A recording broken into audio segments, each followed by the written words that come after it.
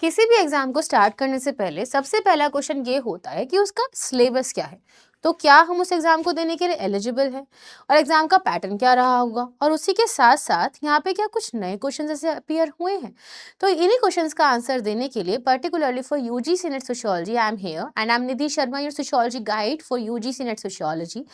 तो हम लोग यहाँ पर आज डिस्कस करने वाले हैं कि जून 2026 के जो बच्चे अपीयर करने वाले हैं, जो नया बच्चा है और जो बच्चा पहले भी एग्जाम दे चुका है, उन दोनों के लिए सेशन बहुत ही ज़्यादा इम्पोर्टेंस का होने वाला है। क्यों होने वाला है, सबसे पहले हम लोग यहाँ पर डिस्कशन करते हैं। पहली बात तो एग्जाम का पूरा थ्रू आउट यहाँ पे क्राइटेरिया क्या है, कौन अप्लाई कर सकता है, and then we will talk about कि यहाँ पे एग्जाम का पैटर्न क्या रहता है, सिलेबस क्या है जिसको हम ब्रीफ में समझेंगे, and then we will talk about कि कौन से नए क्वेश्चंस इस बार दिसंबर 2025 के अटेम्प्ट में यहाँ पर अपीयर हुए हैं, जिसका आपको ध्यान रखना चाहिए अपने आने वाले एग्जाम के लिए। तो चलिए स्टार्ट करते हैं।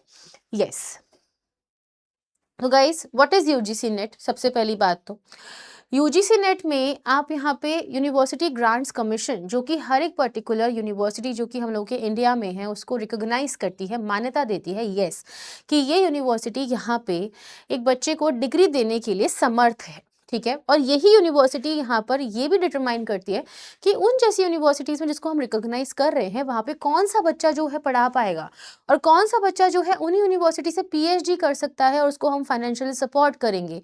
और यही रीज़न है कि हम लोग यहाँ पर इस पर्टिकुलर एग्जाम यानी कि यूजीसी नेट जेआरएफ को एक साल में 2 बार, ठीक है, ट्वाइस एन ईयर यहाँ पे कंडक्ट करवाते हैं।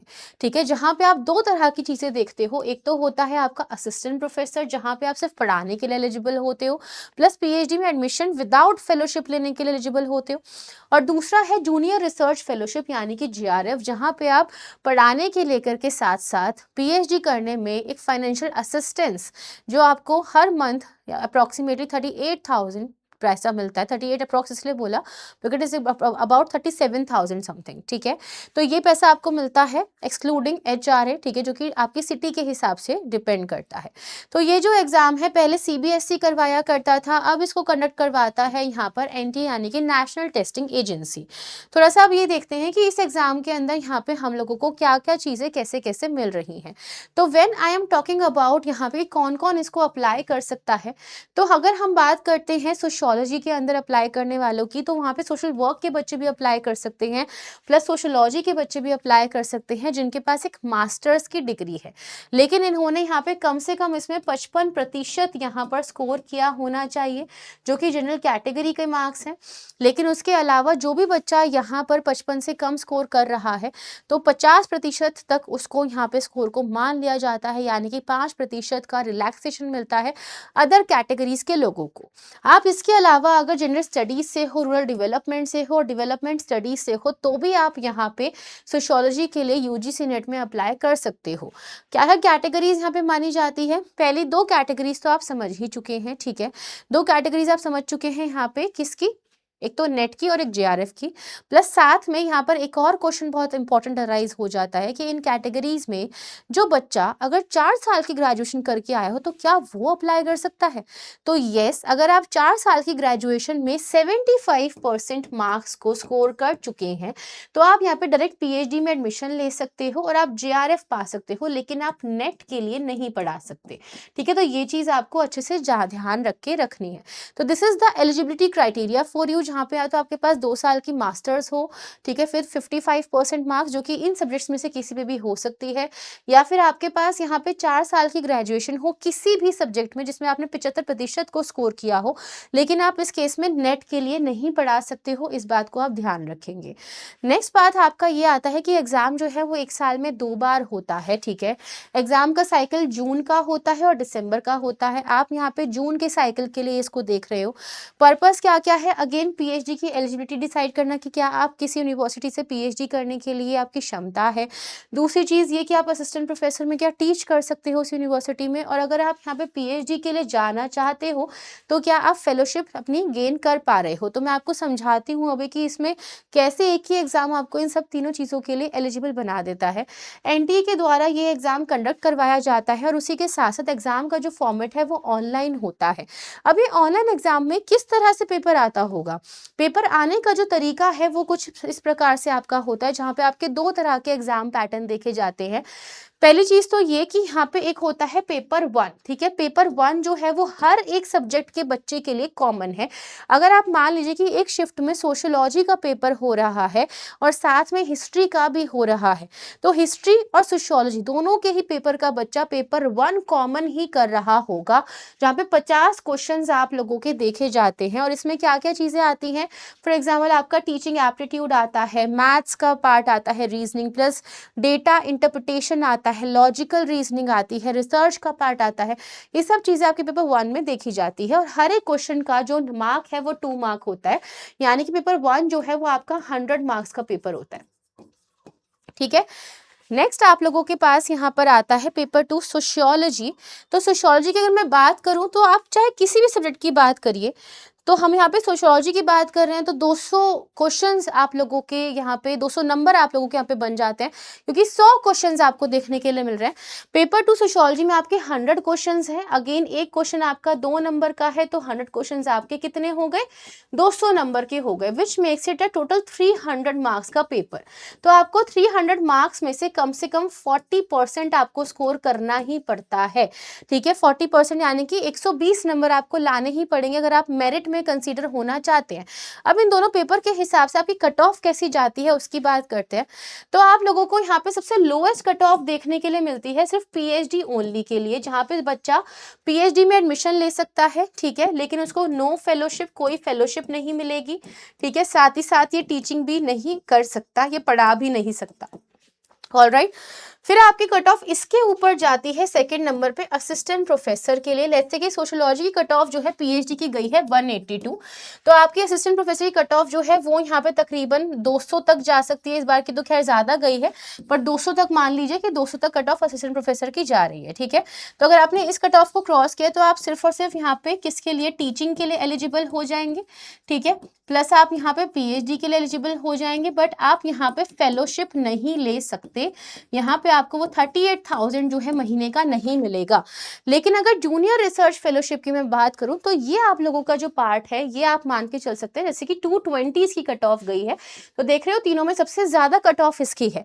तो यहाँ पर आप देखिए कि आपकी 30 साल तक की उम्र होनी चाहिए मैक्सिमम, तो ही आप जेआरएफ के लिए इस कट ऑफ को पार करने के बाद एलिजिबल माने जाएंगे कि येस आप यहाँ पे फेलोशिप को ले सकते हैं, ठीक है, प्लस आप यहाँ पे पीएचडी कर सकते हैं उसी फेलोशिप के साथ, प्लस आप टीचिंग के लिए भी एलिजिबल हो जाते हैं। ये सब की सब चीज़ें जेआरएफ फेलोशिप को मिलती है। तो आप समझ सकते हैं कि हर एक बच्चा एम जब करता है तो वो इसके लिए ही एम करता है।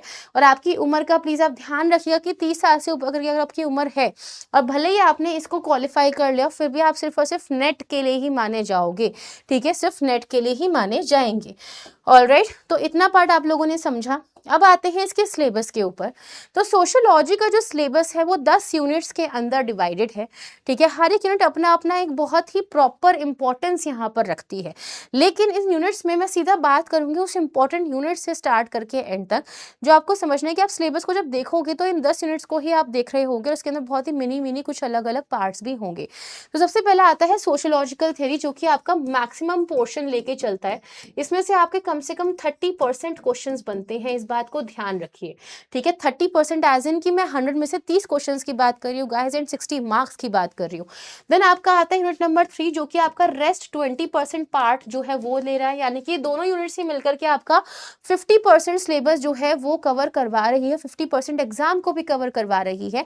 एंड देन यूनिट नंबर 2 आपकी रिसर्च मेथोडोलॉजी के, जो कि पेपर 1 में भी इंक्लूड करी जाती है, और इस पर्टिकुलर यूनिट से आपके तकरीबन आप 10 क्वेश्चन और मान सकते हैं, यानी कि स्टार्टिंग की 3 यूनिट्स को कर लेने से ही आपके 60% क्वेश्चंस जो हैं वो सही हो सकते हैं। बट क्या 60% आप लोग पूरा सही कर पाएंगे? क्या आप इन क्वेश्चंस को सबको आंसर ठीक से कर पाएंगे? वाई? क्योंकि हर बार एग्जाम में कुछ ना कुछ सरप्राइजिंग एलिमेंट डल ही जाता है, और यहाँ पर एक बच्चा क्या करता है कि उसे पूरा सिलेबस खत्म करना होता है, वो इस बात पे ध्यान नहीं देता कि उसको कौन सी चीज़ ज़्यादा इंपॉर्टेंट मान के चलनी है और किस पे काम करना है, और यहीं पे हार जाते हैं वो जंग, ठीक है। जैसे कि MS धोनी ने भी अपनी मूवी में बताया है ना यहाँ पे कि जब युवराज सिंह प्रैक्टिस करने के लिए रात को जा रहा था तो उसने सही स्ट्रैटेजी अपनाई तो वो जीत गया। तो वही जीतता है यहाँ पे जो कि सही स्ट्रैटेजी को अपनाता है। और सही स्ट्रैटेजी क्या है कि सबसे पहले अपनी इन 3 यूनिट्स को सबसे ज़्यादा स्ट्रॉन्ग करिए, क्योंकि ये आपको 60% आपका यहाँ पे दिलवा सकती है। Only paper 2 I am talking, ठीक है। नेक्स्ट आपके पास आती है यहाँ पे रूरल एंड अर्बन सोसाइटी। इस यूनिट के अंदर आपका ग्रामीण जो पार्ट है वो बहुत इंपॉर्टेंट है, और यहाँ पे आप इंडियन सोशोलॉजी को अच्छे से स्टडी करें, ठीक है, जिसके लिए BK नागला जैसी आपकी किताब है, ठीक है, उसको आप देख सकते हैं। CN शंकर राव की बुक है। तो ये बुक्स का जो सेशन है obviously I will take separately for you, ताकि आप हर एक यूनिट के फोकस के हिसाब से बुक्स को देख सके। अगर आप इस यूनिट पे फोकस करें तो आपको ये किताब यूज करनी चाहिए, ठीक है। तो आपको ये यूनिट जो है obviously yes it is also important, but लेकिन नॉट एज दीज यूनिट्स। तो अब बाकी के यूनिट्स को आप ये मान करके चलिए कि आपका टोटल मिलाकर के 40% पार्ट कवर करती है, जो कि इनमें बाइफिकेट होता है किस हिसाब से। फैमिली मैरिज एंड किनशिप आपकी बहुत इंपॉर्टेंट है इन 40 मार्क्स के अंदर। कल्चर एंड सिंबॉलिक ट्रांसफॉर्मेशन बहुत इंपॉर्टेंट हो चुकी है, और अब यूनिट नंबर 9 भी काफी इंपॉर्टेंट हो चुकी है। एंड रेस्ट आपकी ये बाकी की जो 4 यूनिट्स है ये आप लोगों का कवर करती है पार्ट मिक्स करके। तो ये 4-10 आपकी यूनिट्स में से आपका पूरा का पूरा एग्जाम आता है। अब पॉइंट यहाँ पर ये है कि सोशियोलॉजी का सिलेबस डिफाइंड इतने अच्छे से नहीं है।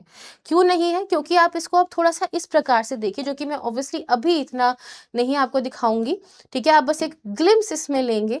तो यहाँ पे आप देख सकते हो कि थिंकर्स का नाम आपको दिया है। Unit 1 is the only unit in sociology जो कि थोड़ी सी डिफाइंड मानी जा सकती है।